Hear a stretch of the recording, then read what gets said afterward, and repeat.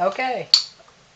A lot of people have been asking me about the oranges of my book, so I didn't really plan to write a book. That's funny. I've had actually no interest in politics very much before 2016, although I did work for Hillary Clinton for a while. I went to bed election night confident in the election of Hillary. She was the most knowledgeable. She was a remarkable woman. She'd been in experience. She'd been in public life, public service all her life, and she'd cared about women's issues and children's issues. So I was very happy that she would be our next president. I was 90 at the time, and I thought, great, I can now die in peace. Not that I want to die, but I could die in peace if I needed to, knowing that the country would be in good hands. So I slept very well that night. Surprise, surprise. Next morning I found out that a womanizing, misogynistic, pathologically lying, malignantly narcissistic, that's a hard word, but it's evidently not a hard thing for him to do. This bigot headlined the news that he had won. Though I don't believe now, nor did I believe then, that it was a legitimate election with all the hanky-panky of the Russians and Comey's mistakes and so on. Even so, Hillary had won by 3 million votes. But in our country, he had won.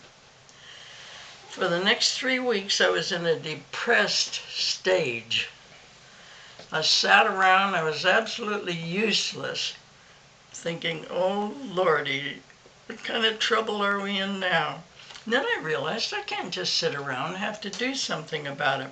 So I sent out an invitation for anyone who is interested in resisting the dangerousness of Trump to come to a meeting and we would see what we could do. And a lot of great women showed up. In honor of Elizabeth Warren, we called ourselves the Persisters. So we met every week since the election to send out cards, do things, call senators and everyone that we can think of that would help. And for this purpose, for the card mailing, I wrote a few verses. They were just simple little things. There were things like, don't bring candy, don't bring flowers, just go vote for Retta Bowers. Hardly great literature, but it made good reading on the cards, and Retta won. Matter of fact, we were able to replace in our area 3 incumbents with good Democratic candidates. So from then on, we decided this was the way to go.